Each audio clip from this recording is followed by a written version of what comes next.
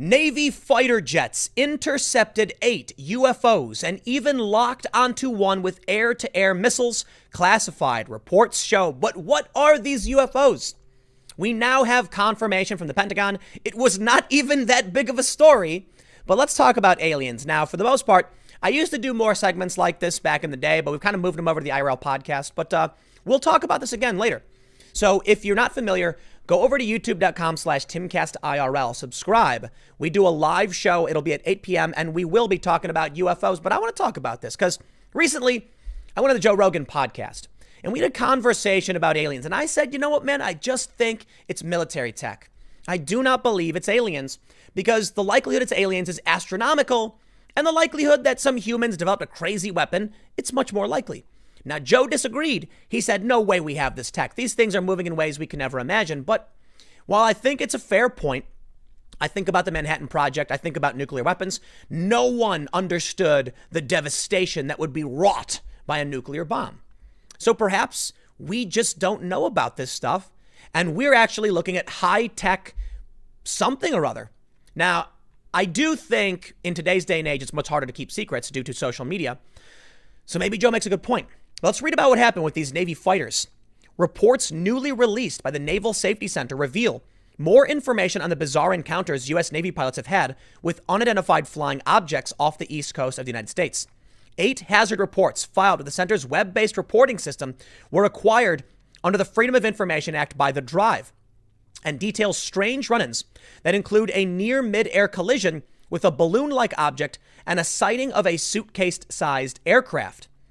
They go on to say, in one 2014 encounter, the Navy jet reported even being able to lock onto the object with an air-to-air missile. 7 of the reports were filed between 2013 and 2014 in a patch of airspace known as W72 warning area, which lies off the east coast of Virginia and North Carolina. In each of these reports, FA-18E, F Super Hornets were involved in the encounter. The 8th report released occurred years later in 2019 and took place in the airspace known as the W386 warning area, which also lies over the Atlantic Ocean off the coast of Maryland. This final report involved an EA-18G Growler. The Drive noted that they filed the FOIA request for reports dealing with naval aviation encounters with unidentified objects, balloons, and any other similar object anywhere, and were told that these were not the only ones submitted. The first report recorded an encounter from June 27, 2013, when Strike Fighter Squadron 11 spotted an aircraft that was white in color and approximately the size and shape of a drone or missile. The Super Hornets crew said they had visually acquired it as it passed down the right side of the aircraft with approximately 200 feet of lateral separation. The jet was flying at an altitude of 17,000 feet, while the report says the other object was climbing and had a visible exhaust trail. Neither the Super Hornet or the Naval Air Station, Oceana, had recorded a radar track of the object. Now, here's why that's interesting. This is not the typical UFO story or, what they call it UAP now, unidentified aerial phenomenon. We typically hear about tic-tac shaped objects that zip, zoop, in lateral and then up and then down and start and then stop. This one had an exhaust trail. This to me sounds like military tech. If you want to make the argument, I guess, that the zigzagging tic-tac things aren't human, fine. That's something we don't understand. But if you're going to argue it's missile shaped and it's got an exhaust trail, I'm just going to go ahead and say somebody's flying something and we know. Let's read just a little bit more. And I want to talk about the technology around these objects. Let's jump to the end because they just go through all of the different issues. But I want to read their conclusion. They say, the Department of Defense said on April 28th, it was releasing videos in order to clear up any misconceptions by the public on whether or not the footage that has been circulating was real or whether or not there is more to the videos. This is the release we saw recently. The aerial phenomena observed in the videos remains characterized as unidentified, the Pentagon said in a statement. One of the videos was shot in November 2004 and the other 2 in January 2015. In one, the weapon sensor operator appears to lose lock on a rapidly moving oblong object, which seconds later suddenly accelerates away to the left and out of view. In another video, tracking an object above the clouds, one pilot wonders if it is a drone. There's a whole fleet of them. Look on the ASA, the other says. My gosh, they're all going against the wind. The wind's 120 knots out to the west, he said. Look at that thing. The first set, look at that thing. The first says as the object starts rotating.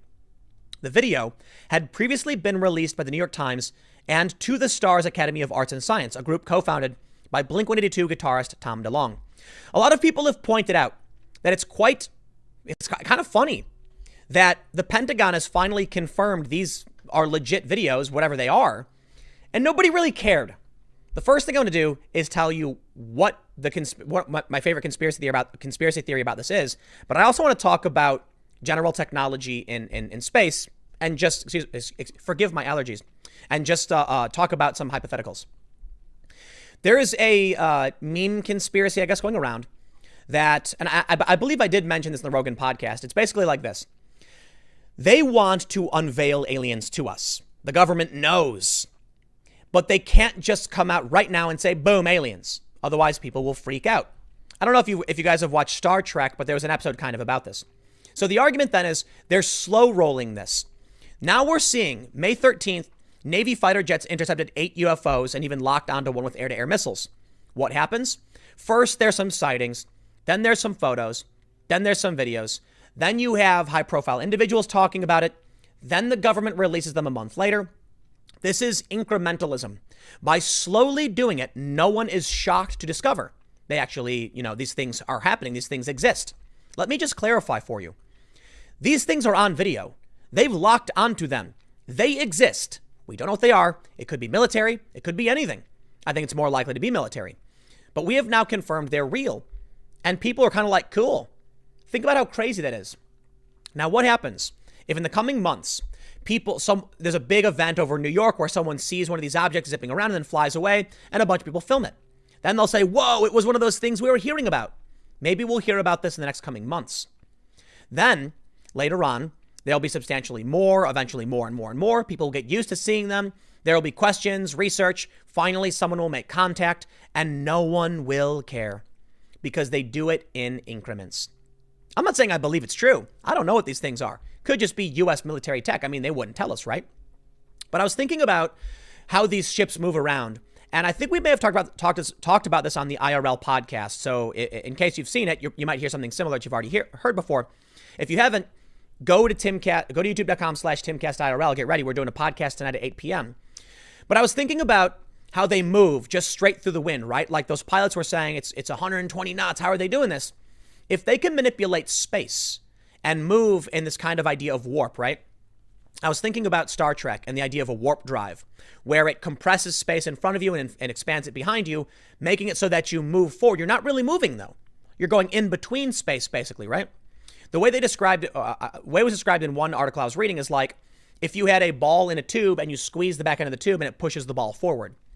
So I started thinking about if a ship could actually do this, what would it have in terms of some kind of defensive capabilities?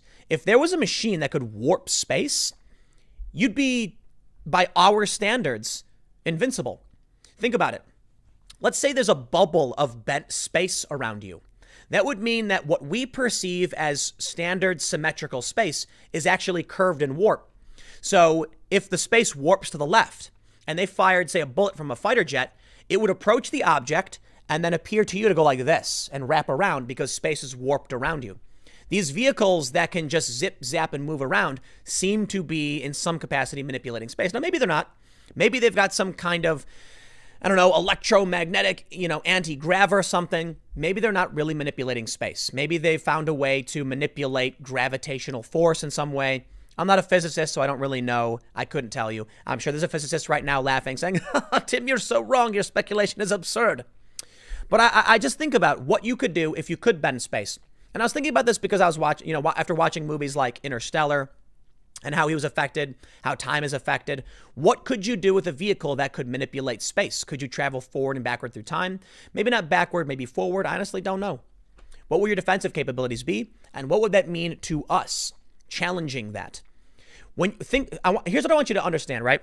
We're in an atmosphere. You can kind of look at the air, how water is. Things can float. So we have these big balloons we send up into space that float on top of our atmosphere because they're lighter than the atmosphere. The same is true for water. It's about displacement and weight and things like that. When we have planes, they're basically pulling in air, pushing it out, creating pressure. There's airfoils and, that's how jets and planes work basically.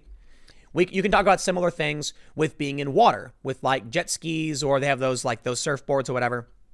These ships, the way they move, presumably would operate much better in space. They wouldn't need propulsion, right?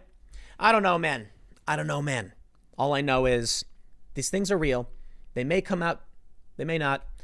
I think so. I think we're going to see more and more videos from this. And I think eventually we will get real answers. Right now they're saying, look, these videos are real. We don't want there to be any confusion. But I don't think they're letting us know every single thing they know about these things. And probably for good reason. We are not a unified planet. And so the joke I made, the theory I made is that the globalists want to unify Earth so we can join the Galactic Federation. Joe was then like, I don't think there's a Galactic Federation. No, I don't either. I'm kidding. But maybe, wouldn't it be kind of messed up if we're a backwoods, backwater planet? We're a bunch of primitive, yokels. And there's a big galactic space society with all this wonderful tech watching us the way we watch, prairie dogs bob around in the fields. That would kind of suck. But I don't know. Maybe they're vicious, tyrannical, parasitic agents who want to steal our life force and our water. I guess time will tell. Or it won't, but hopefully technology does. I'll leave it there. Stick around. Next segment will be coming up tomorrow at 10 a.m. But as I've mentioned now for the third time, go to youtube.com/TimCastIRL for the upcoming live show at 8 p.m. and I will see you there.